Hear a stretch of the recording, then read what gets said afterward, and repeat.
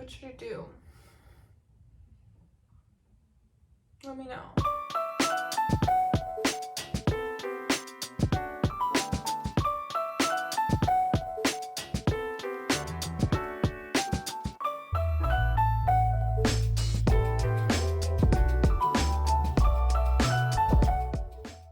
Hello, hi. Today I kind of wanted to do a hot DIY. You see this space? This space needs a copper clothing rack. And I need to fulfill wishes and dreams that the room has. I'm just doing my part as a citizen of this room here. So I recently found a clothing rack in our basement, and it's like the kind of clothing rack that you get at a Target and you use at garage sales. If you know what I'm talking about, I'm gonna insert a picture here.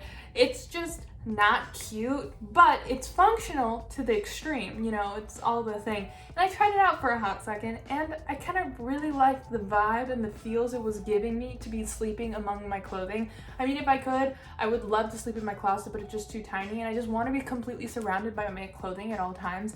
And you know, I do that a lot by just like throwing my clothing on my bed because it's still clean, but I don't want to hang it up, and I also don't want to wash it because it's still clean. And so I do sleep with my clothing. But the most sociably acceptable version of doing that is having a copper clothing rack to have clothing be next to your bed. So I wanted to do that today. Let's just get into it. So the first thing you're going to need to do is hire an architect or your jack of all trades dad to draw out a design. Lucky for you, I've already done that and you can copy me. So this is what you'll need. You're going to need 22 feet plus 8 inches of pipe, 6 T-joints, 6 90-degree elbow joints, 4 pipe caps, and epoxy. I'm using 3/4 of an inch thickness pipe, but you can use half an inch or larger. So this is the rack design. Isn't she gorgeous? Look at that rack. As you can see, it'll have a width about 3 feet and a height around 5 feet plus some inches because of the feet. This is a close-up of the design of the bottom of the rack. As you can see, this outlines where the T-joints and the elbow joints will be going, as well as the pipe caps. Here I show you the measurements. As you can see, the height's going to be an extra 2 inches because of the little feetsies. Now that you have the design, go pick up your materials. Up until last month, I've absolutely hated going to hardware stores because I found it to be my own personal hell. However, I started getting why people like going there because of the DIY project and like the potential in there. But more importantly, they usually have plant sections, and that's where I tend to be. Also, next time you go to a hardware store with your dad, make sure he carries around a 10-foot copper pipe because you will never ever lose him again. You're welcome! After you collect all of your necessary materials, you're gonna have to pay for that bill. Copper pipe is kind of expensive. I understand why people steal it now. I get it. I mean, it's a metal. It's an expensive metal. It's a precious metal. And people make jewelry out of it. If you can make jewelry out of it, then like I understand why people would steal it. You can do this with not copper pipes, but I really like the vibe of it. I really like the color of it.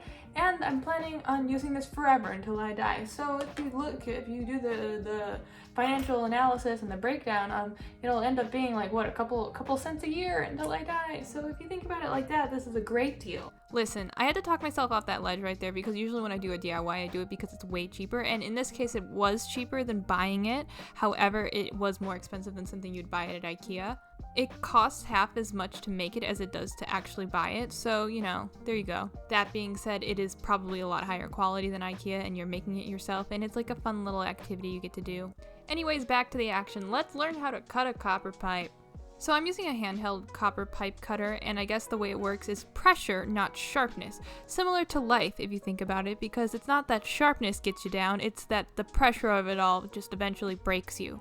So you gotta keep tightening, and you keep pushing, and then eventually, snap, it goes! Oh no. But in this case, we want it to break, you know?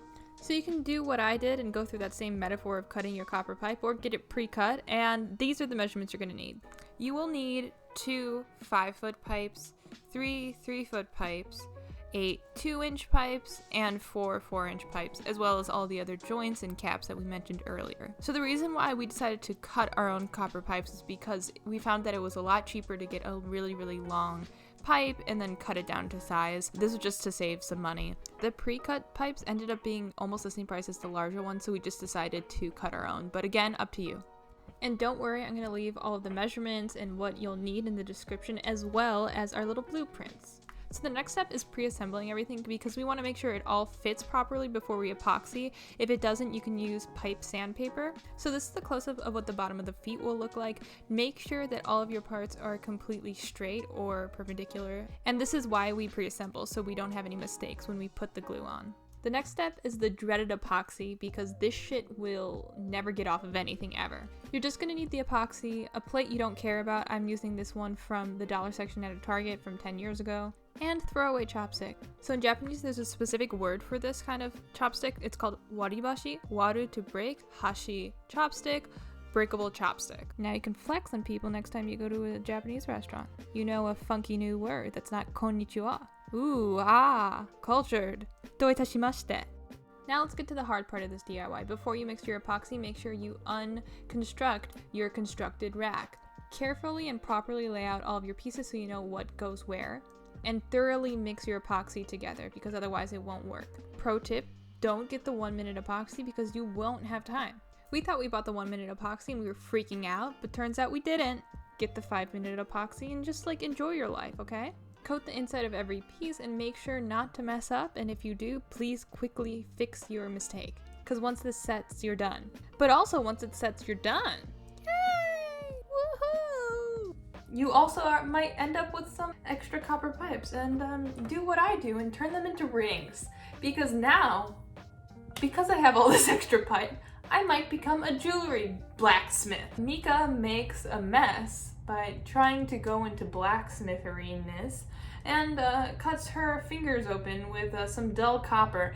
That doesn't sound like something I want to do, but I'm also very tempted because wouldn't it be so cool to be like, yeah, I make my own jewelry. But not the kind of jewelry where it looks like friendship bracelets out of macrame and beading and all that stuff. I'm talking hand smelted gold, copper, silver, it looks like it was made in your workshop, hours of you sweating and all that stuff. I love that.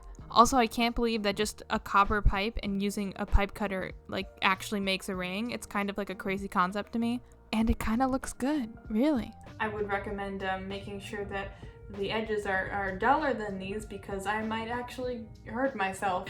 But they're kind of cute. I mean, I'm not hating this. I'm really not hating this. It just, they don't fit me.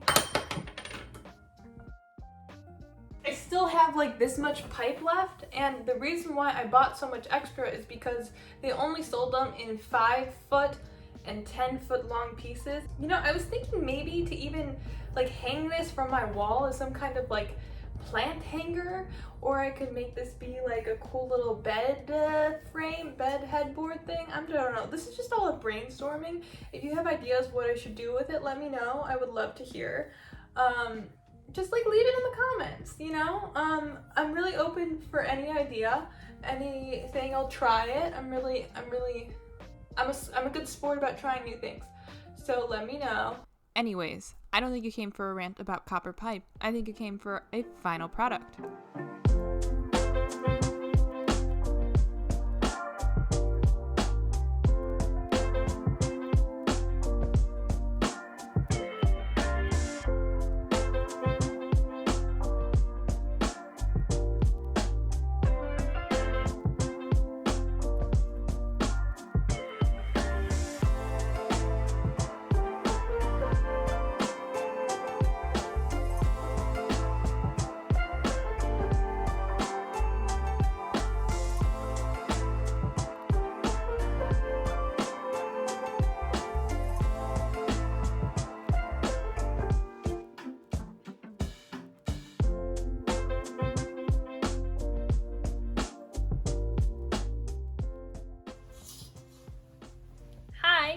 Thanks so much for watching. I hope you enjoyed this DIY. This was definitely not the cheapest DIY I've done, but it was very, very fruitful. I've always wanted a clothing rack like this, and I love it. I'm so in love with it.